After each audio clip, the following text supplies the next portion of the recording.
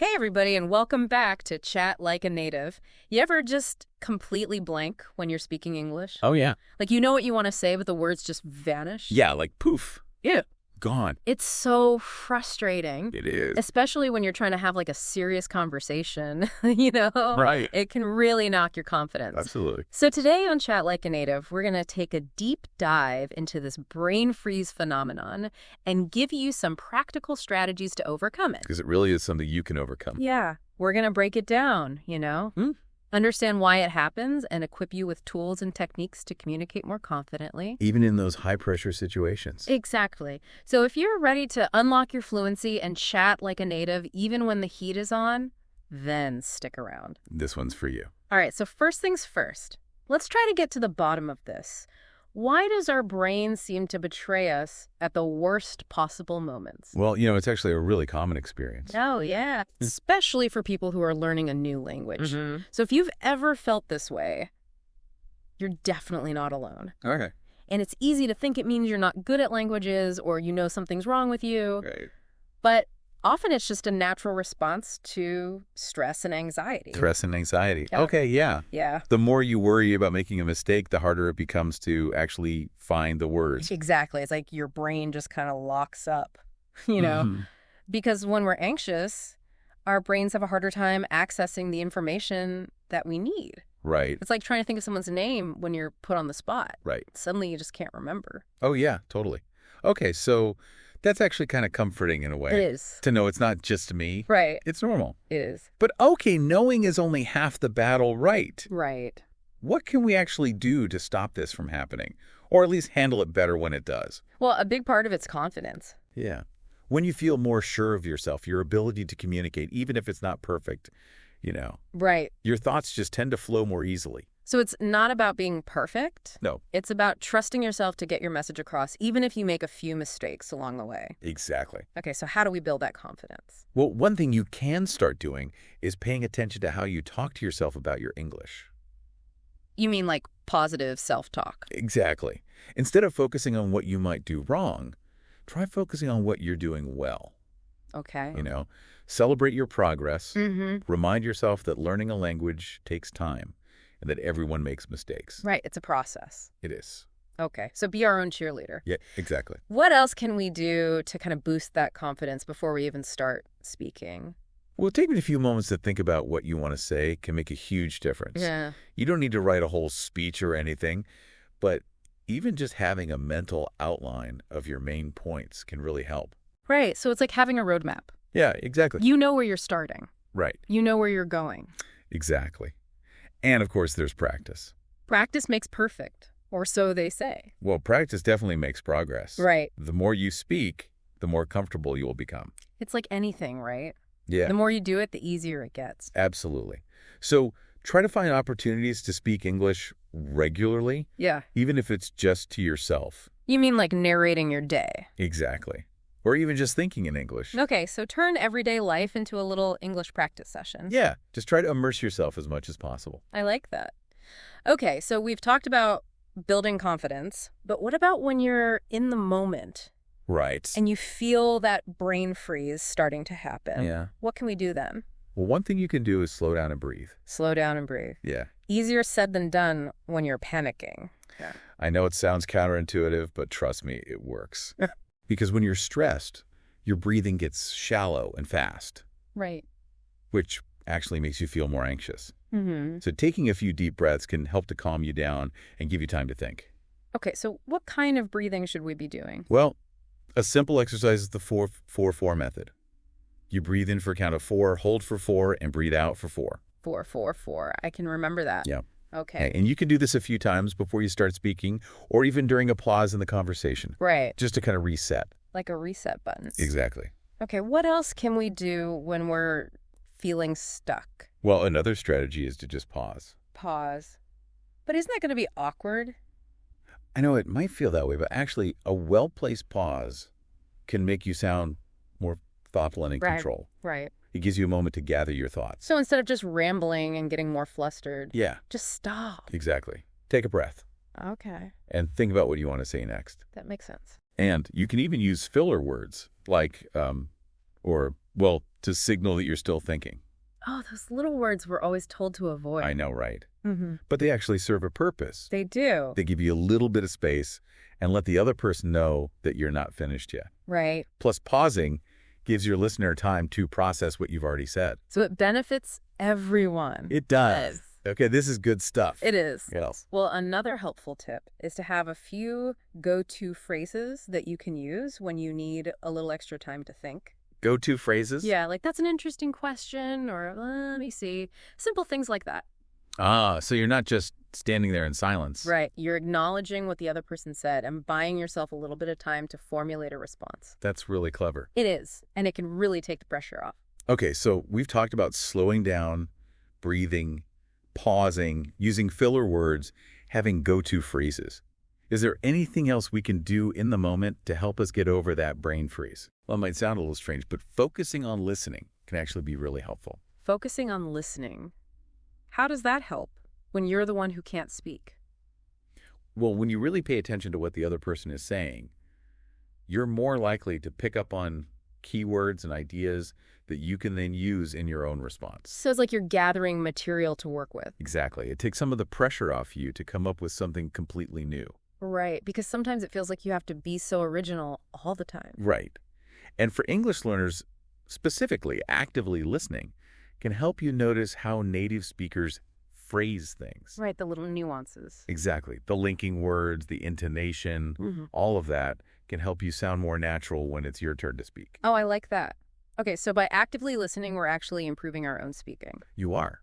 And it also shows the other person that you're engaged, which can boost your confidence. Right, because when you feel like you're connecting with someone, you tend to feel less self-conscious. Exactly. So try to really focus on what they're saying. Think about how it relates to your own experiences and ask questions. Okay, good advice.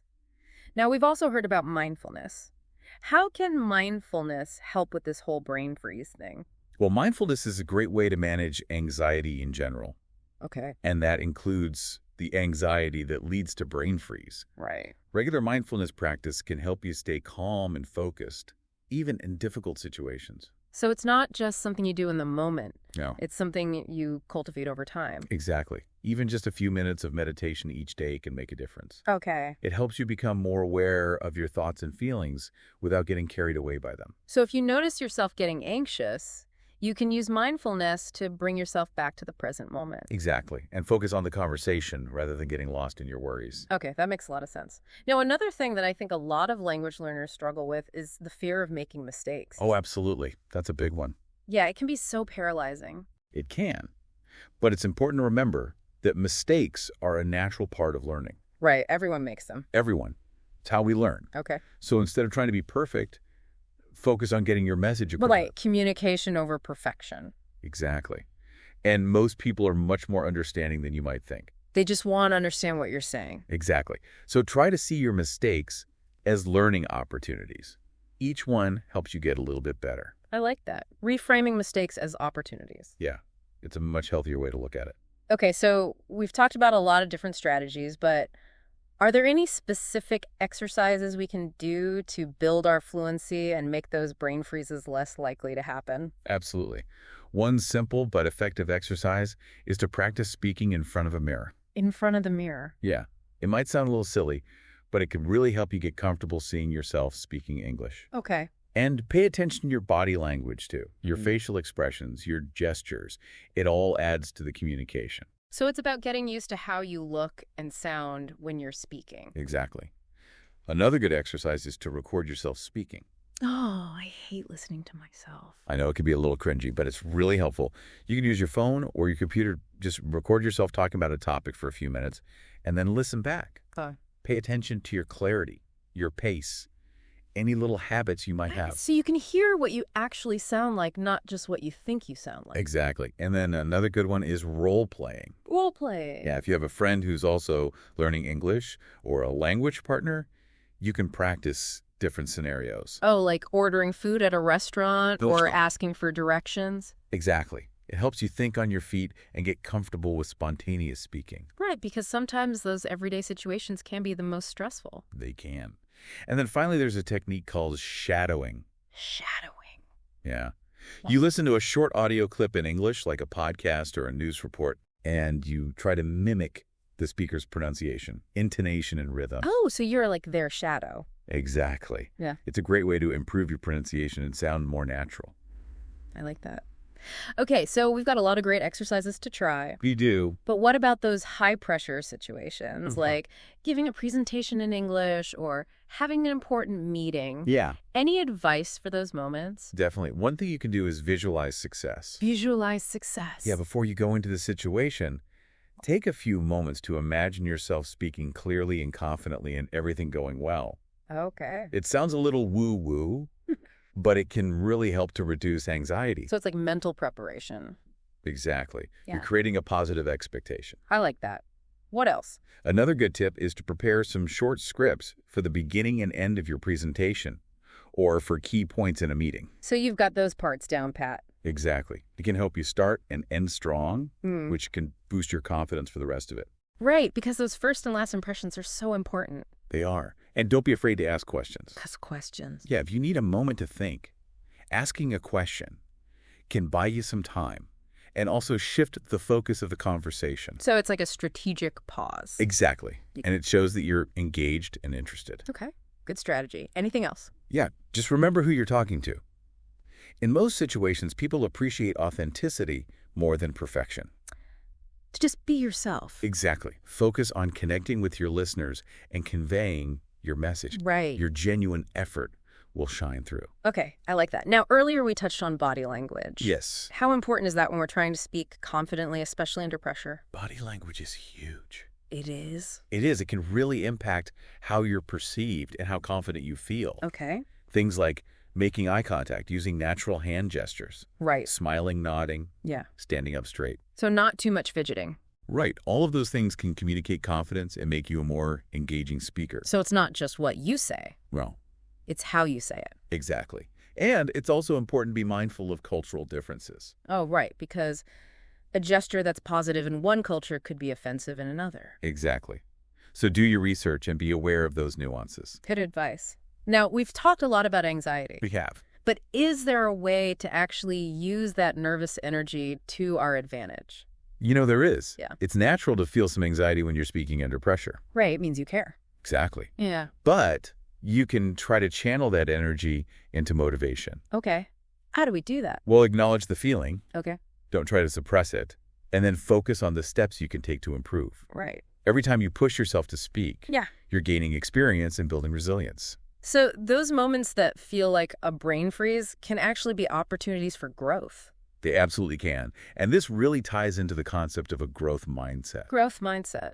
Yeah, it's the belief that you can always learn and improve. Okay. So instead of saying, I'm not good at speaking under pressure, you say, I can get better at this. So it's about believing in your ability to grow. Exactly. Yeah. And when you have a growth mindset, you're not afraid of making mistakes because you see them as part of the learning process. Right. Every conversation becomes an opportunity to develop your skills. Okay, I love that. So it's not, I can't do this. It's, I can learn how to do this. Exactly. And that shift in perspective can make a world of difference. But again, well, this has been so helpful. Oh, good. I'm glad. Just to recap some of the key things we talked about today. Yeah. Brain freeze when speaking English is a common experience, and it's something you can overcome. Absolutely. Building confidence, preparing beforehand, and practicing regularly are all really important. Mm-hmm. And when you feel that brain freeze coming on, remember to slow down, breathe pause, use filler words, and have some go-to phrases ready. Right. And actively listen to the other person. Yes. Practice mindfulness. Yes. And embrace those mistakes. Yes. They're all part of the process. They are. And for those high-pressure situations, visualize success. Prepare some key phrases. And don't be afraid to ask questions. Right. And most importantly, be yourself. Yes, be authentic. Connect with your listeners and let your genuine self shine through. I love that. Well said. Thank you. So to all of you listening out there, remember, overcoming this fear of speaking under pressure is a journey. It is. It takes time, effort, and a willingness to experiment and find what works for you. Absolutely. But the rewards are so worth it. They are. Being able to communicate confidently in English opens up a whole world of possibilities. It does. So keep practicing, keep learning, and keep pushing yourself outside of your comfort zone. You got this. We believe in you. Thanks for joining us on this deep dive into brain freeze. It's been fun. It has. And we'll catch you next time on Chat Like a Native. See you then. Bye.